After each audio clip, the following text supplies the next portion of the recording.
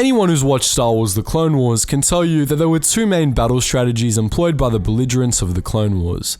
One-wave mass attacks for the CIS, and small diversionary strikes with lots of plot armor for the Republic. We're kidding, of course, and indeed, standard battlefield tactics for both sides were much more complicated. Both the Republic and the Confederacy had their basic strategic outlines for planetary invasions, which were different in many respects. In this video, we'll be examining them both in detail.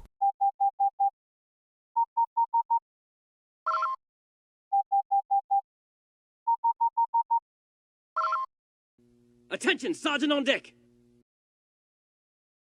Now, before we get into it, we should clarify that there's really no such thing as a standard battle. Each individual clash in the Clone Wars had its own unique circumstances that affected strategic deployment.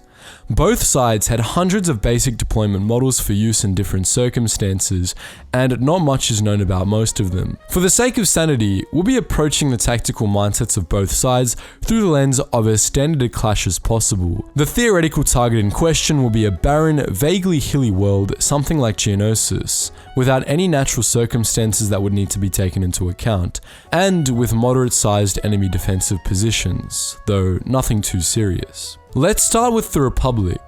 Republic standard battle tactics were very streamlined, which owes to the fact that they were designed and trained into clones by the Kaminoans. The Kaminoans intended for each element of their army to have a symbiotic relationship with others.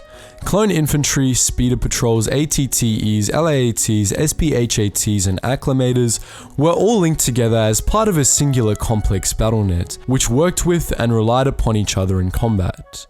Where these tactical elements were sufficient, this approach worked very well, especially in terms of coordination, but in most cases, unfortunately, they weren't sufficient.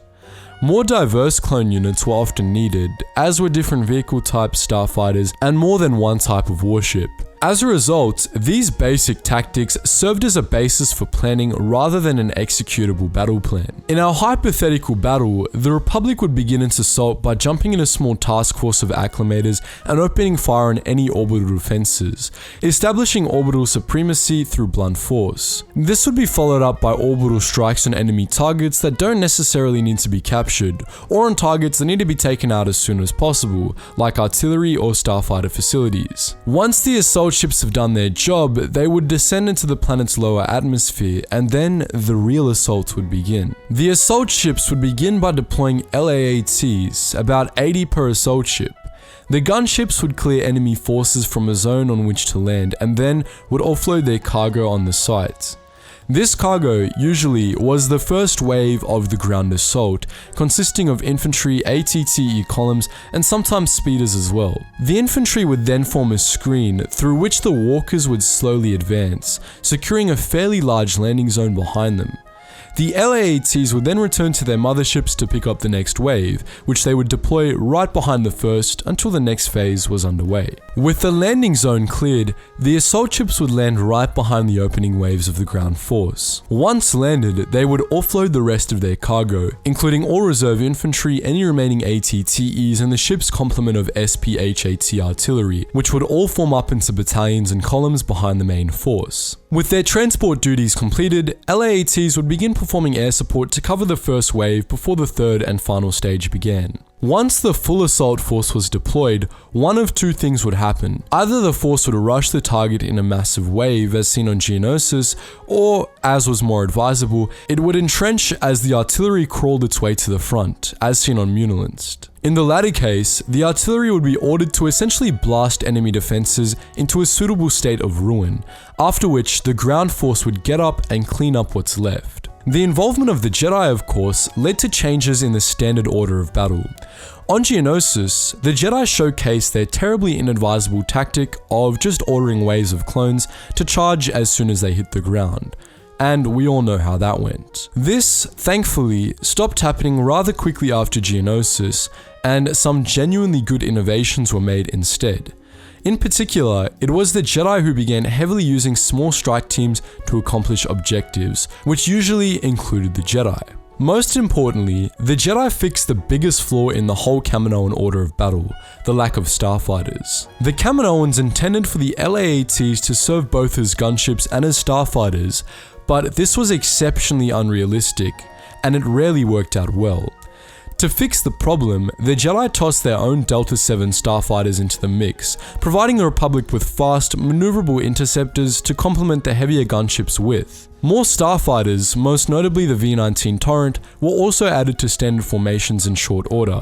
The Jedi also devised another attack plan entirely, the militia model. The Republic, from the very beginning, had a huge numbers disadvantage, and as we discussed in a recent video, the Jedi had to solve this by training local militias to win their own battles instead. The militia model would see small units of clones deployed to contested worlds, where they would meet with local forces, train them, and then lead them to capture the planet. The plan worked surprisingly well, though it had one major problem. It required an existing loyalist militia as a base, which a good many separatist target worlds didn't really have. The Confederacy had a different, but also somewhat similar approach, and believe it or not, it wasn't just drop everything on the ground and throw it at the enemy. The Confederacy's basic invasion strategy was actually a lot more complex than you would think, though it was still much different from the Republic's.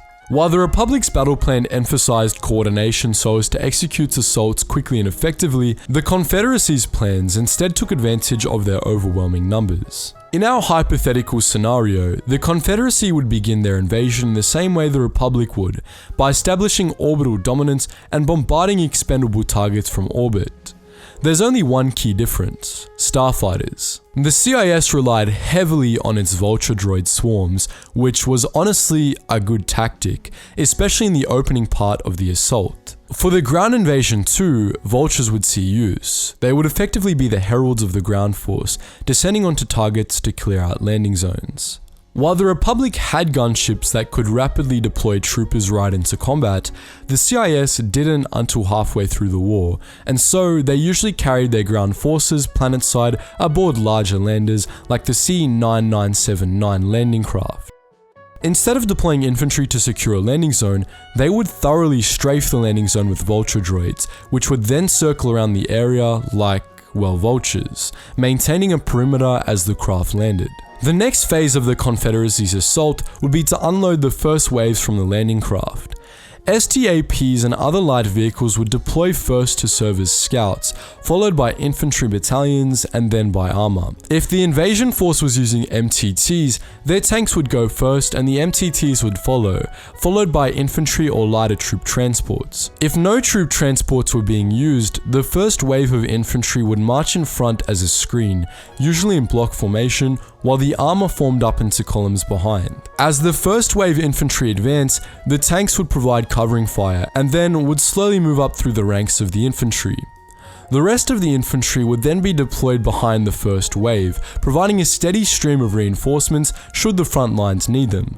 This strategy took full advantage of the CIS's number advantage. They had plenty of infantry to expend, and so they expended them in massive waves, which often dealt as much damage as they received and covered for more important assets. Elements other than infantry would advance as part of the main assault first only if there were armored troop transports available to protect them. This tactical layout is loosely based on the standard Trade Federation basic battle strategy, as was most of the organization of the CIS droid army. The modifications to that basic plan, which allowed it to accommodate units from other CIS factions as well, were the work of General Grievous, who was responsible for making the CIS military one cohesive unit with a standard set of battle orders and basic strategies. In perspective, he did remarkably well, as this is nowhere near a bad strategy, even if it was often badly executed. So that was our analysis of the basic battle tactics of both the Republic and the CIS,